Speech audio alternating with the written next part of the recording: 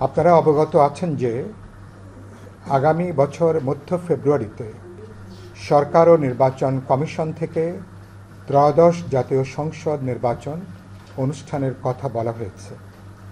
সেই লক্ষ্যে প্রতিদিন সরকার ও নির্বাচন কমিশন থেকে নানা আয়োজন ও প্রস্তুতির কথাও বলা হচ্ছে, কিন্তু জনমনের সংশয় কাটছে না।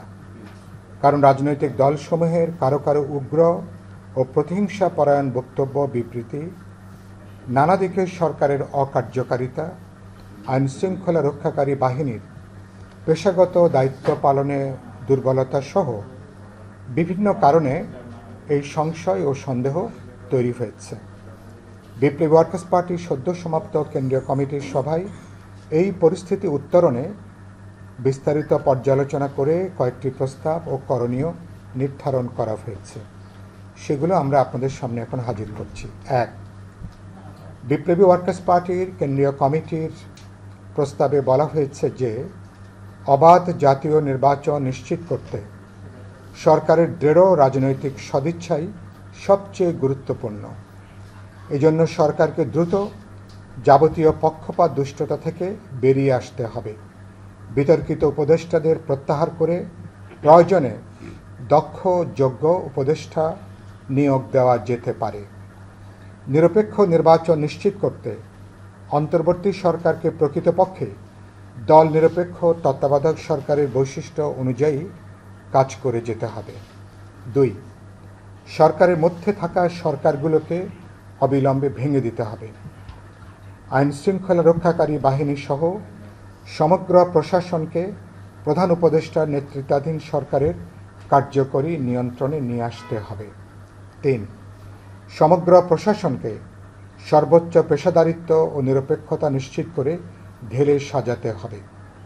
সরকার, প্রশাসন ও আইন শৃঙ্খলা রক্ষাকারী বাহিনীর নিরপেক্ষতা প্রশ্নবিদ্ধ হলে আগামী জাতীয় নির্বাচনও প্রশ্নবিদ্ধ হয়ে পড়বে।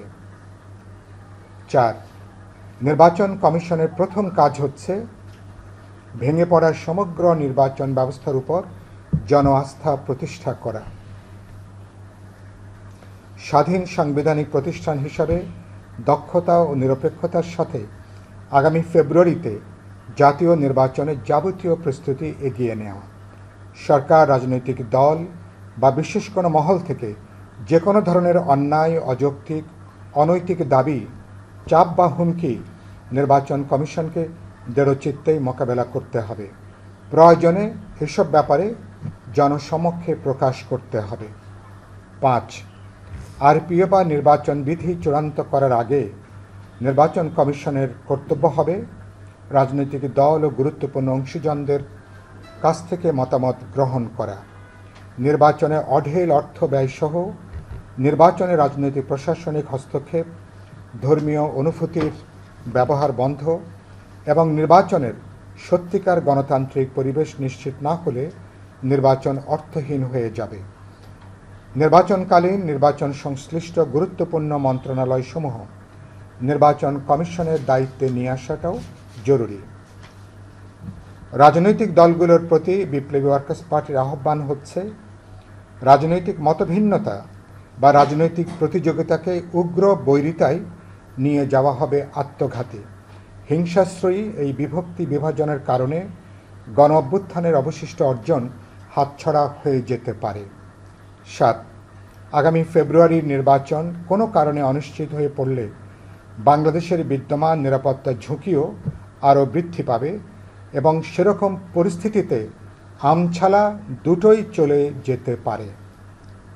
এ কারণে আমরা সংশ্লিষ্ট সকল রাজনৈতিক দল, গুরুত্বপূর্ণ অংশীজন সবাইকে দায়িত্বশীল আচরণ করবার জন্য উদাত্ত আহ্বান জানাই।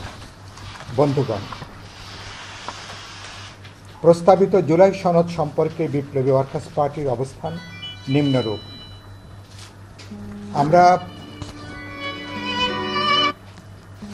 আমরা এ ব্যাপারে নির্বাচন কমিশনের কাছে জাতীয় ঐক্যমত কমিশনের কাছে বিস্তারিত বক্তব্য দিয়েছি। তার কেবলমাত্র সিনপসিস, তার সারসংক্ষেপটা আমরা এখানে আপনাদের কাছে হাজির করছি।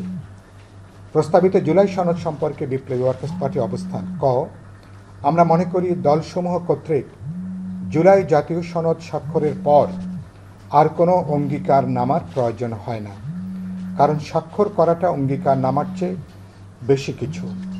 তারপরও যদি অধিকাংশ রাজনৈতিক দল অঙ্গীকারনামার প্রয়োজন বোধ করে, তাহলে ৮ দফা অঙ্গীকারনামার প্রথম দফাটি কেবল বিবেচনায় নেওয়া যেতে পারে।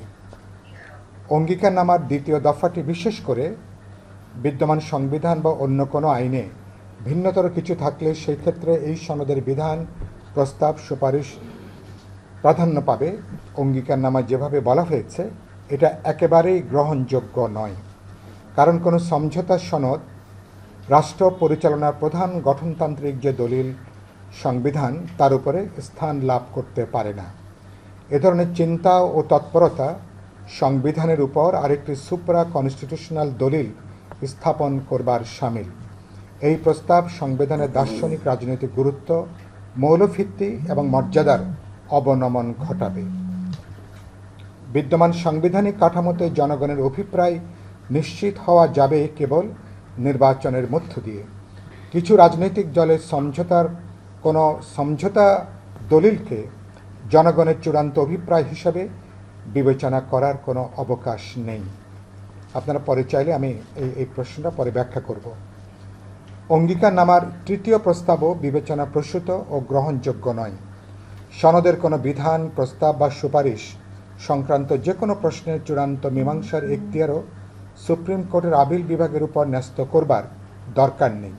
এটা অপ্রয়োজনীয়, কারণ যে বিশেষ রাজনৈতিক প্রেক্ষাপটে এবং রাজনৈতিক দলগুলোর যে সমঝোতার ভিত্তিতে সনদ স্বাক্ষরিত হবে সে ব্যাপারে উত্থাপিত প্রশ্নসমূহের ব্যাপারে নির্বাচিত সংসদের ভূমিকাই সবচেয়ে গুরুত্বপূর্ণ। আর এটা যদি আপিল বিভাগে যেতে হলেও এটা হাইকোর্টে বিভাগের পর্যায়ে পার হয়ে তারপরে আপিল বিভাগে এটা যাবার প্রশ্ন থাকে। অঙ্গীকারনামার চতুর্থ প্রস্তাবক গ্রহণযোগ্য, যুক্তিযুক্ত নয়। জুলাই সনদ নিয়ে সংক্ষিপ্ত যে কোনো নাগরিকের আদালতে প্রশ্ন তোলার সুযোগ থাকে, এটা তার গণতান্ত্রিক সাংবিধানিক অধিকার। সনদে স্বাক্ষর করা রাজনৈতিক দলগুলোর প্রতি বা সনদের বিশেষ কোনো বিধান বা প্রস্তাবের প্রতি কোনো নাগরিকের সমর্থন নাও থাকতে পারে, এটাকে বিবেচনায় রাখা দরকার। সংবিধানকে গণতান্ত্রিক ও জবাবদিহিমূলক করতে যে নাগরিকদের গণতান্ত্রিক অধিকার কেড়ে নেবার কোনো অবকাশ নেই।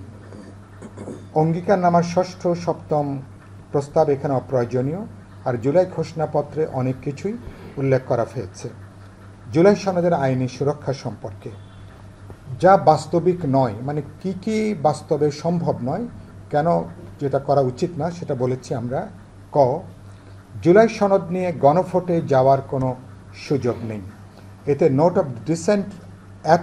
অফ ডিসেন্ট রেখে গণভোটে যাওয়ার প্রশ্নটাই অবান্তর। খ, সংবিধান সভার নির্বাচনের প্রশ্নটাও অবান্তর, কারণ আমরা সংবিধান শূন্য অবস্থায় নেই। বিদ্যমান সংবিধানের অধীনেই অন্তর্বর্তী সরকার শপথ নিয়েছে এবং দেশ পরিচালনা করে আসছে।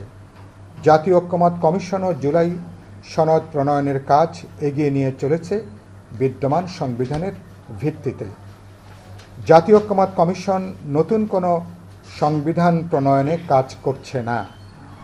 আমরা সবাই মিলে কাজ করছি বিদ্যমান সংবিধানকে প্রকৃতপক্ষে গণতান্ত্রিক, দায়বদ্ধ, ভারসাম্যমূলক এবং জবাবদিহিমূলক করবার লক্ষ্য নিয়ে।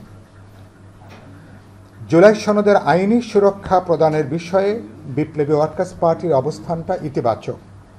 আলোচনা করে এ সম্পর্কে একটা মতামত গঠন করা যেতে পারে। এ ব্যাপারে জুলাই সনদ স্বাক্ষরের পর সরকার প্রধান সংবিধানের 106 আর্টিকেল অনুযায়ী উপযুক্ত মাধ্যমে, মানে সেটা রাষ্ট্রপতির মাধ্যমে এখন বিদ্যমান করার পদ্ধতি, উপযুক্ত মাধ্যমে আপিল বিভাগের মতামত চাইতে পারেন যে জুলাই সনদের আইনি সুরক্ষাটা কীরকম হতে পারে। সে ব্যাপারে প্রধান উপদেষ্টা, যিনি একই সাথে জাতীয় ঐক্যমত কমিশনেরও যিনি সভাপতি, তিনি সংবিধানের 106 আর্টিকেলে তিনি আপিল বিভাগের একটা মতামত তিনি চাইতে পারেন। বন্ধুগণ, এই হচ্ছে আমাদের লিখিত বক্তব্য। আর আমি নির্দিষ্টভাবে যদি এখন কয়েকটা কথা যদি একটু উল্লেখ করি আপনাদের জন্য।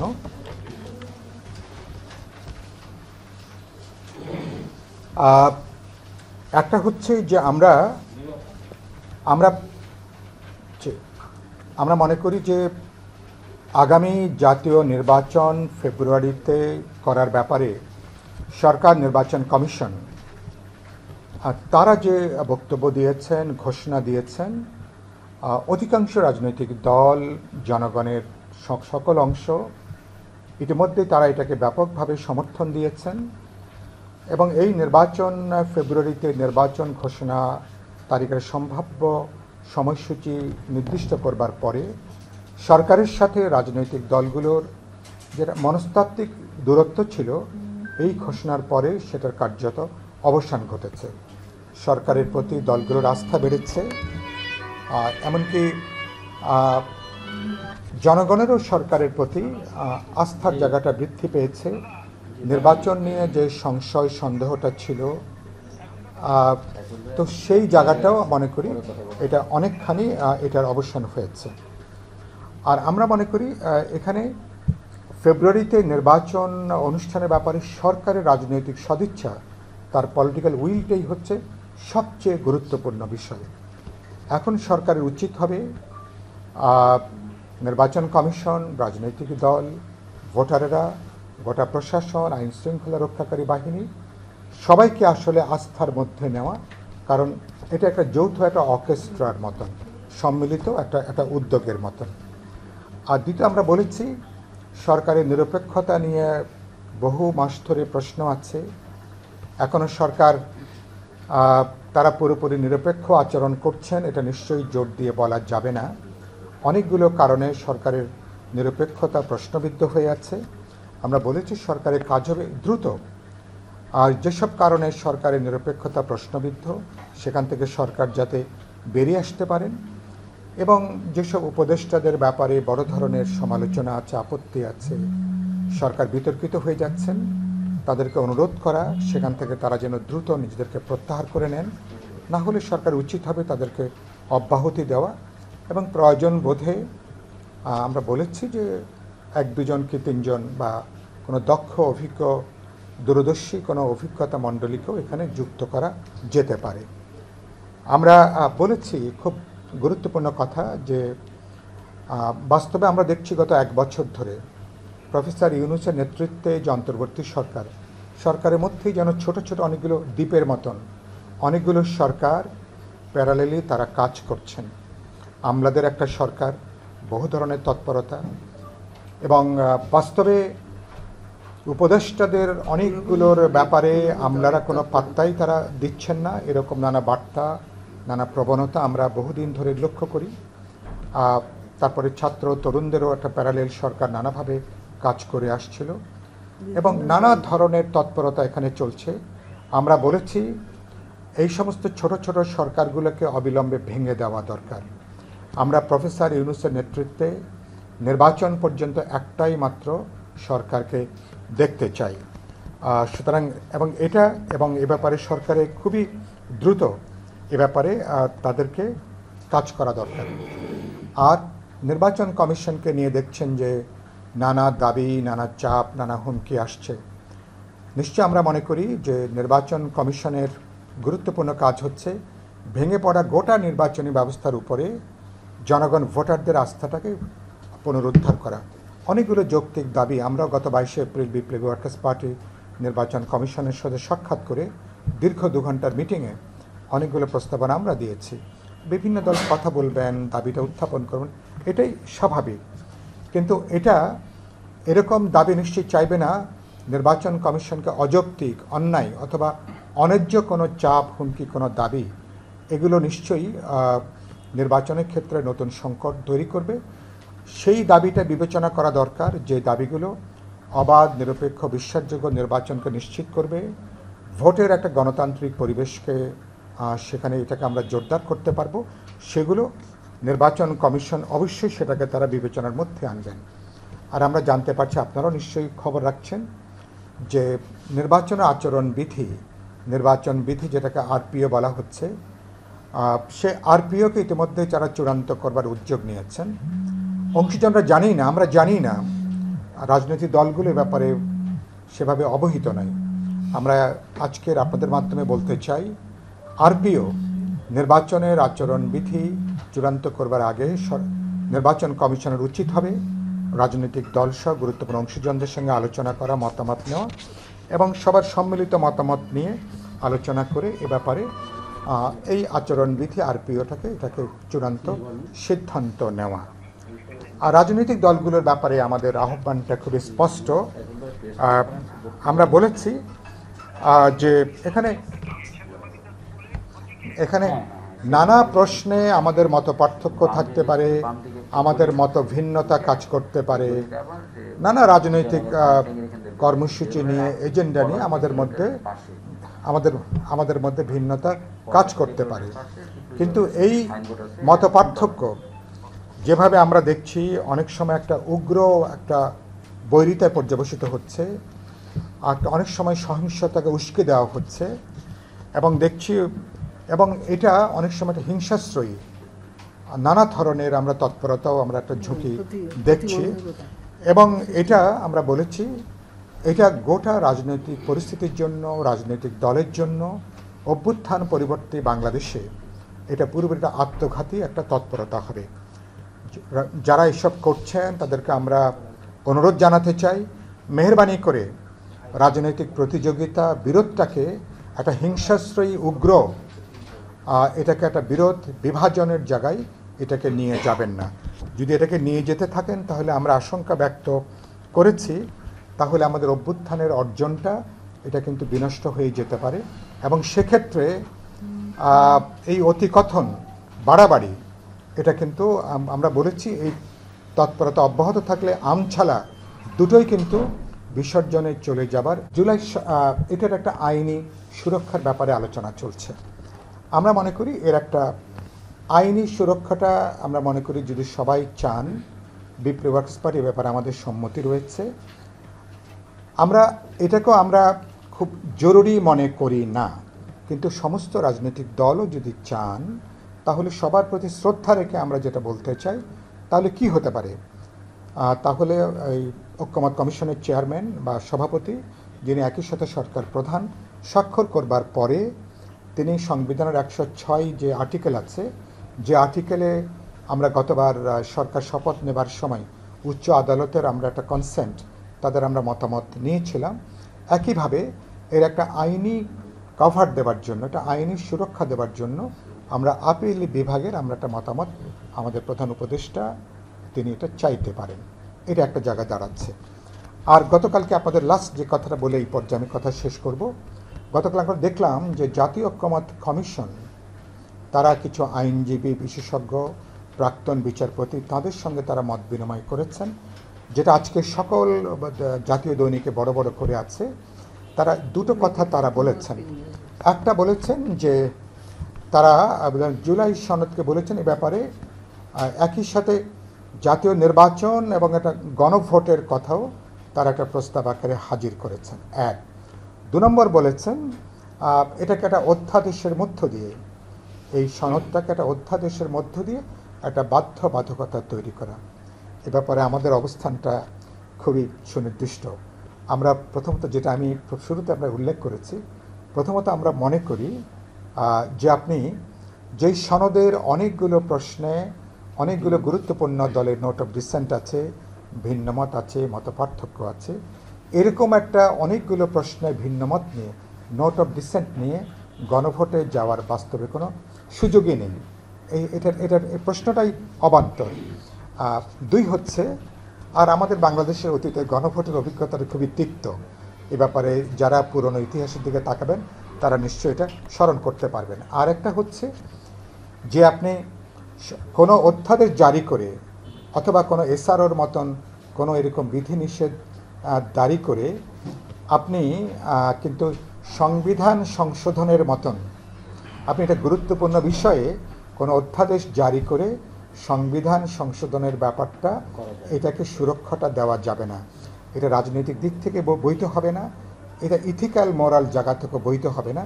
কারণ আমাদের সংবিধান অনুসারে আমাদের সংবিধানের যে কোনো পরিবর্তন, সংশোধনী, সংযোজনী এটা করবার জন্য নির্বাচিত জনপ্রতিনিধি লাগবে, নির্বাচিত পার্লামেন্ট লাগবে। সুতরাং আপনি এখানে হাত পা বেঁধে দিয়ে আপনি দড়ি শিকল দিয়ে বেঁধে দিয়ে যদি মনে করেন যে আমি এখন অনেকগুলো দড়ি অনেকগুলো শিকল পরিয়ে দিচ্ছি রাজনৈতিক দলগুলোর হাত পা বেঁধে দিয়ে, এই সমস্ত দড়ি শিকল আখেরে কোনো কাজ করে না। প্রধান বিষয় আবদ্ধ, নৈতিক দিক থেকেও এটা তাদের একটা বড় দায়িত্বের মধ্যে পড়বে। আর কেউ যদি পরবর্তীকালে কোনোটা কার্যকরী না হয় তিনি অভিযুক্ত হবেন, সুতরাং তার তো রাজনৈতিক মাসুল সেই দলকে বহন করতে হবে। এটা বরঞ্চ আপনি নতুন করে আপনি বিভাজন তৈরি করছেন, এটা দলগুলোর কমিটমেন্ট বলতে পেরেছি। ধন্যবাদ। যদি কোনো প্রশ্ন থাকে আমরা আমরা আমরা প্রশ্ন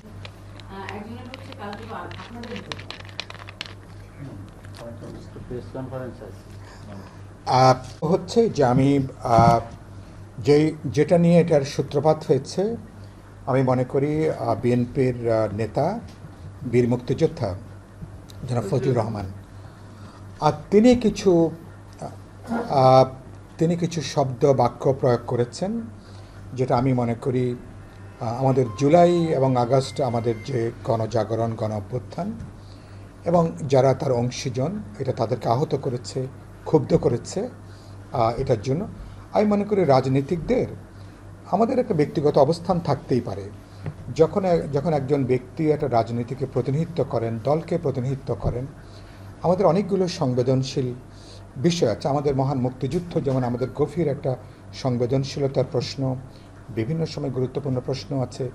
এবারকার জুলাই আগস্টের যে গণ অভ্যুত্থান, যেখানে 1.5 থেকে 2,000 তরুণ যুবক শ্রমিকরা শহীদ হয়েছেন, সুতরাং এই আত্মদানকে ছোট করা, হেয় করা এবং যারা ফ্রন্ট লাইনার ছিলেন, যারা কাজ করেছে আমরা সবাই মিলে, সুতরাং তাদেরকে আহত করে এরকম কোনো শব্দ বাক্য আমি মনে করি কোনো দায়িত্বশীল কোনো ব্যক্তি কোনো দলের এগুলো বলা থেকে তাদেরকে বিরত থাকা দরকার। এক, কিন্তু এটাকে ধরে যেটা একটু আগে আপনি যেটা বললেন, এখন ফজলুর রহমানের বাসার সামনে ইতিমধ্যে আমি বাসা থেকে আসার সময় দেখছিলাম, আমি অনলাইনে দেখেছি, সেখানে মানুষজন জড়ো হচ্ছেন এবং তার গ্রেপ্তারের দাবিতে তারা নাকি সমাবেশ করছেন, বিক্ষোভ করছেন। আমরা 1 বছর পরেও ফজলুর রহমানের যদি থাকে, দেশে আইন আদালত আছে, আইন আদালত আশ্রয় নেওয়া যেতে পারে, সংক্ষিপ্ত হলে আইন আদালতের আশ্রয় নেওয়া যেতে পারে, তার বিরুদ্ধে মামলা হতে পারে। সুতরাং আমাদের দেশে একটা শেষ করে আমাদের একটা আইনি কাঠামো সেদিক থেকে আছে। না, মত প্রকাশ, আপনার একটা মত তো হয়তো আমাকে আহত করতে পারে, যদি আমাকে আহত করতে পারে তাহলে আমার তো সেখানে আইন আদালতও যাওয়ার আমার সুযোগ আছে। মত প্রকাশের জন্যই তো এত আন্দোলন। সুতরাং আরেকটা কিন্তু এটা না করে যেভাবে মব আগে বলা হতো মব জাস্টিস, এখন যেটা মব সন্ত্রাসে পর্যবেসিত হয়েছে, এই মব সন্ত্রাস 1 বছর যে গণ অভ্যুত্থানের বয়স, 1 বছর যে সরকারের বয়স, এই মব সন্ত্রাসকে কোনোভাবেই অনুমোদন দেওয়া যেতে পারে না। এবং আমি ইতিমধ্যে বহুবার বলেছি, বাস্তবে এই সরকার প্রায় প্রথম দিন থেকে তাদের পরোক্ষ ইন্ধনে, তাদের প্রত্যক্ষ পরোক্ষ ছত্রছায়ায় আমরা অতীতে অনেকগুলো মবের ঘটনা আমরা লক্ষ্য করেছি। এই মব ঢাকা ছেড়ে পরবর্তীকালে সারা বাংলাদেশে এই মব কিন্তু ছড়িয়ে পড়েছে। তো এই মব যদি এভাবে চলতে থাকে তাহলে তো সেটা আমি যেটা বলেছি, এই মব চলার কারণের জন্য দেশটা আধা নৈরাজ্যিক অবস্থায় পর্যবেসিত হয়েছে। যদি এটা চলতে থাকে তাহলে কিন্তু এই সামাজিক নৈরাজ্য একটা রাজনৈতিক নৈরাজ্যে পর্যবেসিত হবে এবং এটা ভবিষ্যতে আরও বিরোধ, আরও বিভাজন, আরও বিভক্তি, আরও হিংসা, বৈরিতা এটা বৃদ্ধি পাবে। অভ্যুত্থানের অংশীজনরা পরস্পরের বিরুদ্ধে রাজনৈতিক ভাষায় কথা না বলে তারা যদি এরকম সহিংস মবের উপরে তারা যদি ভর করতে চান, সেটা সরকারের পক্ষের কেউ হোক অথবা সরকারের বাইরে কোনো রাজনৈতিক অংশীজন হোক, কোনো রাজনৈতিক দল হোক, এটা ভবিষ্যতের জন্য এটা খুব গুরুতর অশনি সংকেত। এবং এটা আগামী ফেব্রুয়ারির এ ধরনের ঘটনা চলতে থাকলে আগামী ফেব্রুয়ারির প্রত্যাশিত যে জাতীয় নির্বাচন, সেটাকেও কিন্তু নতুনভাবে কিন্তু ঝুঁকির মধ্যে ফেলে দিতে পারে। সুতরাং আমি চাইব যে প্রত্যেকে সংযত হবেন, যারা এই মব ভায়োলেন্সের পিছনে যারা কাজ করছেন অবিলম্বে তারাও সংযত আচরণ করবেন, তারা সংক্ষুব্ধ হলে তারা আইনে তারা আশ্রয় নেবেন। এবং এখানে মত প্রকাশের ফজলুর রহমানের তিনি যেমন তার বক্তব্য দিয়েছেন, একই সাথে তার বক্তব্যের পাল্টা কোনো বক্তব্য থাকলে সেটারও দেওয়ার কোনো সুযোগ আছে। কিন্তু এটা ধরে বাংলাদেশকে তারা একটা অনিশ্চিত জায়গায় যারা নিয়ে যেতে চান, পরোক্ষভাবে তাদের জন্য সহায়তা যোগানো হচ্ছে কিনা, পরোক্ষভাবে গোটা অভ্যুত্থানের অর্জনটাকে বিসর্জনের জায়গায় নিয়ে যাওয়া হচ্ছে কিনা, যেটা আমি বলেছি যদি এগুলো চলতে দেই তাহলে আমছালা অচিরেই দুটোই চলে যাবার একটা ঝুঁকি কিন্তু বৃদ্ধি করবে। সুতরাং উচিত হবে অবিলম্বে সব তৎপরতাগুলো বন্ধ করা। আর কোনো কি প্রশ্ন আছে? ধন্যবাদ। আমরা তো সার্ক অঞ্চলের যে দেশগুলো, আমরা তো দেশগুলোর মধ্যে তো আমরা সমতা, ন্যায্যতা, সমমর্যাদার ভিত্তিতে আমরা আমাদের বহুমাত্রিক আমাদের যে কূটনৈতিক সম্পর্ক, বাণিজ্যিক সম্পর্ক, অর্থনৈতিক সম্পর্ক আসলে আমরা তৈরি করতে চাই। এটা হচ্ছে আমাদের মৌলিক আমাদের যে অবস্থান। এবং পাকিস্তানের সাথে আপনারা সবাই জানেন আমাদের 1971 সালে আমাদের মহান মুক্তিযুদ্ধে এবং পাকিস্তানি জান্তারা তারা এখানে যে গণহত্যা সংগঠিত করেছে, আমরা জানি যে এখনও পর্যন্ত প্রায় 53-54 বছর পার হলো, সেটার জন্য তারা ক্ষমা প্রার্থনা তারা করেনি। এ নিয়ে বিনিয়ে নানা কথা পরোক্ষভাবে তারা বলবার চেষ্টা করেছে। তো এটা গেল একটা। ফলে এই ব্যাপারে আমরা এখনও তাদের পরিষ্কার কোনো কথা দেখিনি। আর পাকিস্তানের উপপ্রধানমন্ত্রী, যিনি একই সাথে পররাষ্ট্র মন্ত্রণালয়ের দায়িত্বে আছেন, তিনি ঢাকায় বসে যে কথা বলেছেন, এটা আমার কাছে রীতিমতন ঔদ্ধত্যমূলক বক্তব্য হিসাবে এটাকে আমি বিবেচনা করছি। তিনি ইতিমধ্যে বলেছেন নাকি দুবার করে নাকি এই ক্ষমাচর প্রশ্ন নাকি মীমাংসিত হয়েছে। কিভাবে তারা মীমাংসিত হয়েছে সেটা বাংলাদেশের মানুষ জানে না, আমরা সে সম্পর্কে সেটা আমরা জানি না। এক, তিনি বাংলাদেশের মানুষের হৃদয় পরিষ্কার করবার যে কথা বলেছেন ঢাকাতে বসে, এবং এটা খুব দুর্ভাগ্যজনক। এই কথার উপযুক্ত যে প্রতি উত্তরটা দেবার দরকার ছিল আমাদের সরকারের দিক থেকে বা যারা প্রতিনিধি ছিলেন, উপদেষ্টা ছিলেন, এই কথার ব্যাপারে কিছুটা তারা এড়িয়ে গেছেন। এই কথার পাল্টা কোনো প্রতি উত্তর তারা দেননি। উত্তরটা হবে এরকম: হৃদয় পরিষ্কার করবার জন্য 1971 সালে ঠান্ডা মাথায় পরিকল্পিতভাবে গত বিংশ শতাব্দীর সবচেয়ে বড় জেনোসাইড তারা যেটা বাংলাদেশে সংগঠিত করেছেন, সেটার বিচার হওয়াটা ছিল খুব জরুরি। এবং সেটার বিচারের প্রক্রিয়াতে পাকিস্তানের বিভিন্ন সময় যারা দায়িত্বে এসছেন নিঃশর্তভাবে বাংলাদেশের মানুষের কাছে ক্ষমা প্রার্থনা করাটাই তাদের প্রথম কাজ ছিল। তারপরে তাদের সঙ্গে দ্বিতীয় আলোচনা আমাদের স্ট্যান্ডার্ড পাকিস্তানিরা কীভাবে ফিরবেন, তাদের সাথে আমাদের যে মিলিয়ন মিলিয়ন ডলার আমাদের যে পাওনা আছে বহুকাল থেকে, সেগুলো কিভাবে আমরা পাবো, এরপরে তাদের সঙ্গে অন্য আলাপ আলোচনার প্রশ্ন। তো আমরা আমরা জন্মের দাগ অনেকে অস্বীকার করতে পারেন, কিন্তু জন্মের দাগ অস্বীকার করলে আমার অস্তিত্বটাই হারিয়ে যায়। তো ফলে এবং খুব দুর্ভাগ্যজনকভাবে 53-54 বছর পরে পাকিস্তানিরা তাদের এই অপরাধের জেনোসাইডের দায়িত্ব তারা যেমন দিলখোলাভাবে এখনও তারা গ্রহণ করতে পারছেন না, এবং দুর্ভাগ্যজনকভাবে তখন তাদের যারা রাজনৈতিক সহযোগী ছিল তারাও কিন্তু 53-54 বছর পরে তাদের তখনকার এই গণহত্যার সহযোগিতার ভূমিকার জন্য, দেশবিরোধী ভূমিকার জন্য 53-54 বছরে আমরাও কিন্তু এখন তাদের নিঃশর্ত কোনো ক্ষমা প্রার্থনা আমরা কিন্তু দেখিনি। আমি আজকে কেবলমাত্র এইটুকুই বলবো। সুতরাং আমরা দেখতে চাই যে আমরা ভারত, পাকিস্তান, নেপাল, শ্রীলঙ্কা প্রত্যেকের সাথে আমরা সমমর্যাদার ভিত্তিতে আমাদের দ্বিপাক্ষিক আমাদের যাবতীয় যে সংকট আছে সেগুলো আমরা সমাধান করতে চাই। কিন্তু বাংলাদেশকে এর যেটা মুক্তিযুদ্ধের মধ্য দিয়ে যে জাতিরাষ্ট্রের জন্ম হয়েছে, এবং সুতরাং আমার স্বাধীন অস্তিত্ব, আমার মর্যাদা, আমাকে এবং আমার স্বাধীনতার সার্বভৌমত্বের যে প্রশ্ন, এই প্রশ্নটায় কোনো অনৈতিক ব্যাপারে এই প্রশ্নে কোনো আপোষ নেই। আমরা কোনো চাপের কাছে, কোনো হুমকির কাছে, কোনো দাসানো কোনো পররাষ্ট্র নীতি, ভারতের ক্ষেত্রে বলি, পাকিস্তানের ক্ষেত্রে বলি বা যে কোনো দেশের ক্ষেত্রে বলি, দাসানো কোনো নীতি একটা স্বাধীন, একটা আত্মমর্যাদা সম্পন্ন দেশ কোনোভাবেই সেটাকে গ্রহণ করতে পারে না। আমরা মনে করি অন্তর্বর্তী সরকার এটাকে তারা বিবেচনার মধ্যে তারা নেবেন, এবং ভবিষ্যতে যে সরকার আসবেন সেই সরকারকেও আমরা যেমন প্রতিবেশীর সাথে আমরা যেমন চমৎকার সম্পর্ক তৈরি করতে চাই, একই সাথে আমরা আমাদের জাতীয় স্বার্থের বিষয় ঊর্ধ্বে রেখে যাবতীয় সংকটকে আমরা মীমাংসার জায়গায় আসতে চাই। আপনাদেরকে ধন্যবাদ।